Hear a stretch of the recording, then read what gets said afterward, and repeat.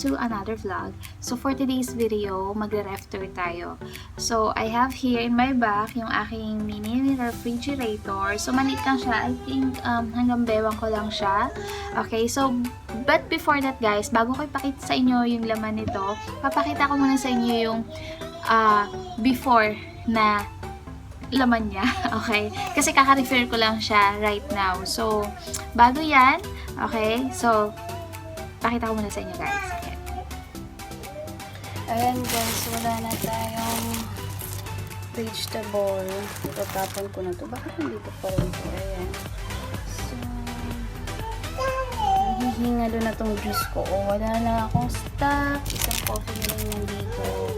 Ayan, ito lulutuin natin ito ngayon. And then, ayan guys, walang laman-laman yung aking fridge. Ito nyo ba? Ang linis, diba? Ang gulay na lang natira sa akin is itong toge, carrots, cabbage, saka isang kamatis. Itong spaghetti na to, hindi pa man to expired eh. So, pwede pang ikip. Pero ito tatapon ko na to. Yan, maya-maya. Pagtulog ng dalawa. Ito yung ulam namin ng nakaraan sa baw. Ito yung ito. Ayan yung olives. Ito lab na to. Fresh lab na yan. Tapos, walang laman. Ito, ice cream konti na lang. Tsaka yung butter.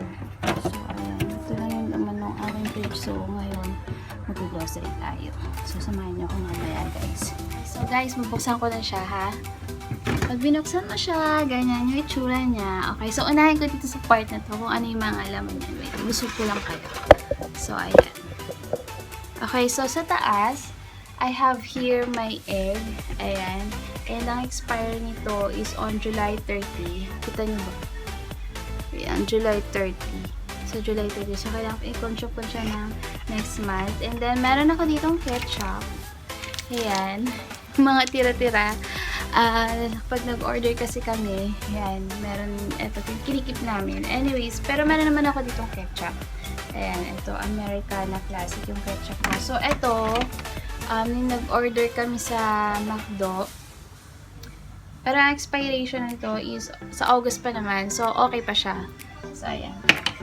Nakikita nyo ba ako? Sorry pangit yung lighting ko rito sa sa banda rito. Anyways, ito yung second layer. Ayan, yung second layer. Mga food for the baby. So, meron akong Cerelac dito. Ayan.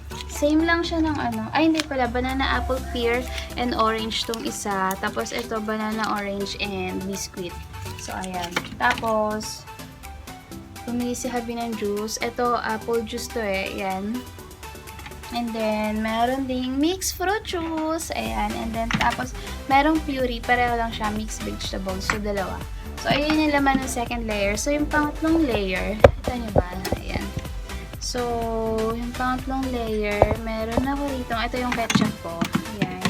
And then, meron akong water dito. Pinapalamig ko. Tapos, meron akong cooking cream. Ayan. Kailan ba ito may expired? December pa naman, pero nag-open ko na siya eh. So, I have to consume siguro until tomorrow. And then, meron akong tomato paste dito. Ayan. And then, ito, lumpia wrapper.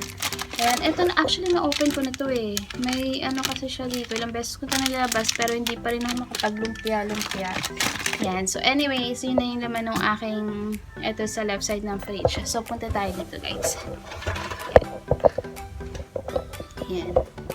Okay, yung freezer ko guys, hindi ako na dito naglalagay ng mga frozen na frozen na mga fish, mga chicken. Kasi hindi siya kasha. Nakita niyo ba, maliit siya, diba? Diba maliit siya? So, ang nilalagay ko lang dito is itong butter. So, ayan. Na may expiration siya. Expired na siya actually. Kasi sobrang dami nito guys. For 7 dirham lang siya. Sobrang punong-puno siya. Kinakat nila to eh. Hindi naman siya masisira kasi nasa freezer naman. So, okay lang siguro. So, ayan. So, butter. And then, meron akong ice cream. Okay, ito nakakain na. Ay, ayan. Nakain na namin siya eh.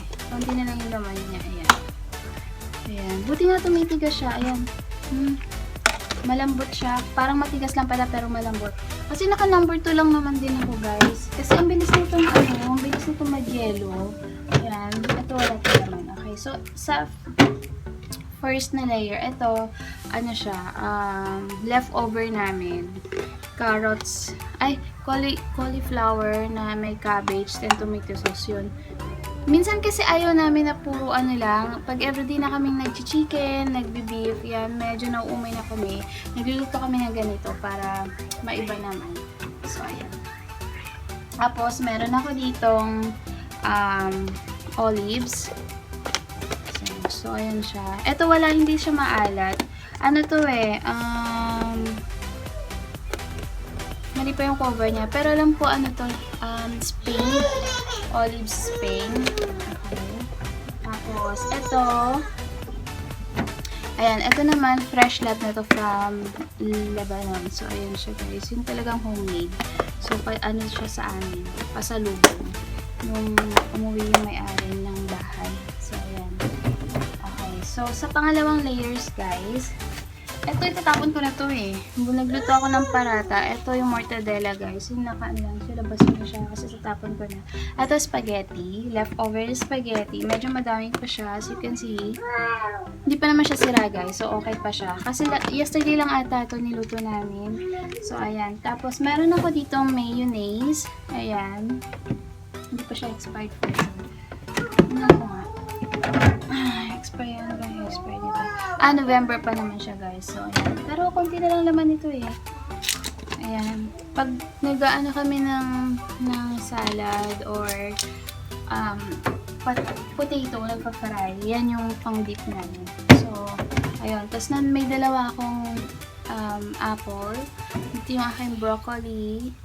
And then, cauliflower. So, sa baba, may banana ako rito. Nakikita nyo.